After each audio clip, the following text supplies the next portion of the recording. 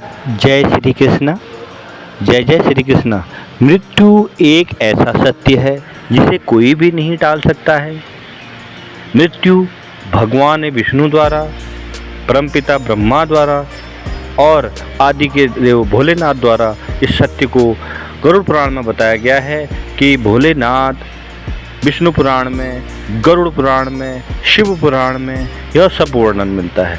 उसके एक अंश गरुड़ पुराण का है। गरुड़ पुराण में यह बताया गया है कि आपके ही कर्म आपको बहुत दूर तक लेके जाते हैं, क्योंकि जो व्यक्ति अच्छे कर्म करता है उसके साथ सदैव भगवान उसकी रक्षा करते हैं।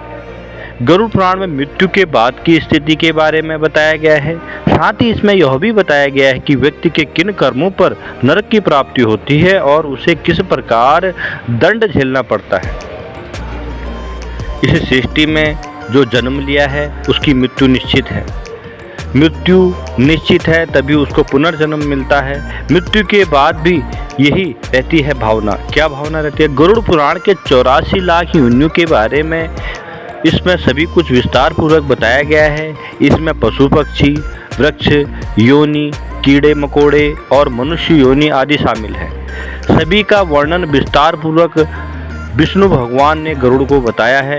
गरुड़ पुराण में यह भी बताया गया है कि मृत्यु के बाद आत्मा जब शरीर छोड़ने के बाद भी उसमें भूख, प्यास, क्रोध, द्वेष और वासना आदि का भाव नहीं जाता है। मृत्यु के बाद यह चीज़ें बिल्कुल भी नहीं जाती और मृत्यु के बाद आपका सीधा सामना यमराज से होता है। गरुड़ पुराण के अनुसार मृत्यु के बाद आत्मा मृत्यु के देवता यमराज के पास जाती है।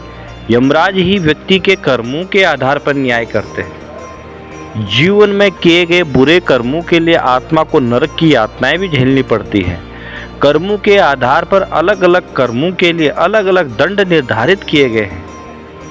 जीवन में किए गए कर्मों के आधार पर ही इस बात का निर्णय भी लिया जाता है कि आत्मा को अलग जन्म किस योनि में मिलेगा। आपके द्वारा किए गए पाप कर्म, आपने कितने पाप कर्म किए, क्या आपने अच्छे कर्म किए, कैसे आपने लोगों की सेवा की, कैसे आपने लोगों की मदद की, वही आपके पाप और पुण्य कर्म है। पुण्य कर्म जो व्यक्ति, जो समाज का व्यक्ति, जो भी पुण्य आत्मा इस पुण्य कर्म को करती है उसे किसी प्रकार का कष्ट यमराज के दरबार में भी नहीं होता है। उसे तुरंत अगली योनि में प्रवेश मिलता है। जो गलत कार्य करते हैं, दूसरों का धन लूटे हैं, उनको परेशान करते हैं, दूसरों के धन पर नज़र रखते हैं, दूसरी की बहू बेटियों पर अपनी नज़र बनाए रखते हैं, उन्हें लोहे की गर्म छड़ों से पिटाई की जाती है और जब तक उनकी खाल ना आ जाए उन्हें तब तक पीटा जाता है। जब तक वह बेहोश न हो जाएं तब तक उन पर अत्याचार जिससे उन लोगों ने किया है ऐसे ही अत्याचार उनको दिखाया जाता है कि अत्याचार क्या होता है। गरुड़ पुराण में यह भी क्या है, जो दूसरों को दुख पहुंचाते हैं उसके लिए बहुत बड़ी सज़ा का प्रावधान रखा है।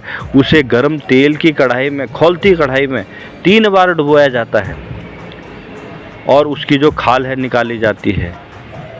और कब मिलती है प्रेत योनि? वह व्यक्ति के कर्मों पर ही निर्धारित करता है कि मृत्यु के बाद आत्मा किस योनि में जन्म लेगी।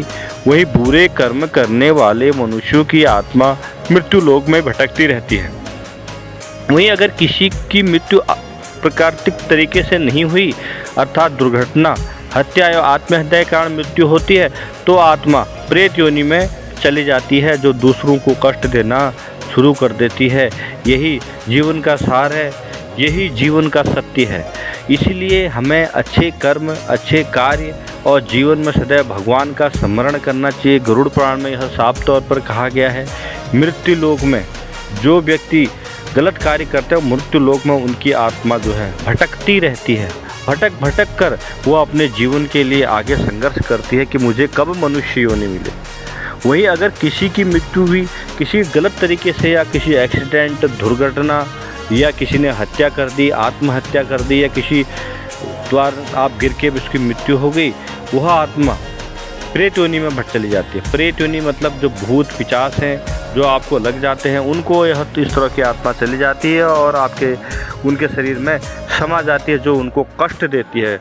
कष्ट देने के बाद भी वह आपको छोड़ती नहीं है। तो इसीलिए सदैव हमें अच्छे कार्य करने, भगवान के बताए गए मार्गों पर चलकर अपने जीवन को आगे बढ़ाना है। गरुड़ पुराण के बताए गए अंशों को लेकर हमें आगे बढ़ना है। जीवन में सदैव संघर्ष करना है। भगवान ने कहा है, जो गरुड़ पुराण के बताए गए मार्गों पर चलता है, जो अपने बच्चों को स्वावलंबी बनाता है, जो किसी के साथ हाथ नहीं फैलाता, वही सबसे बड़ा भक्त है।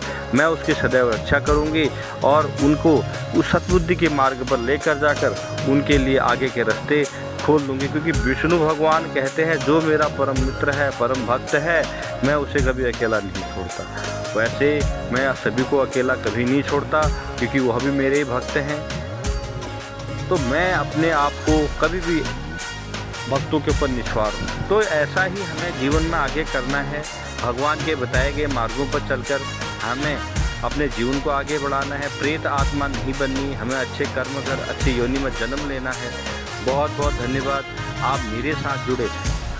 मेरा चैनल लॉर्ड भक्त चैनल को आप लाइक करें, सब्सक्राइब करें, शेयर करें। वीडियो आपको पसंद आती है कमेंट में जय श्री राम जरूर लिखें, क्योंकि कमेंट के माध्यम से हमें सुरक्षित महसूस होती है। बहुत बहुत धन्यवाद, आपका दिन शुभ हो, मंगलमय हो।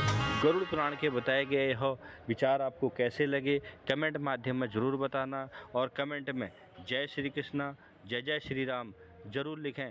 भक्ति भाव और सनातन धर्म की सदैव जय हो। ऐसे ही प्रगति के पथ पर आप चलते रहें। आपका जीवन शुभ और मंगलमय हो। बहुत बहुत बधाई। कल फिर मिलेंगे। नमस्कार।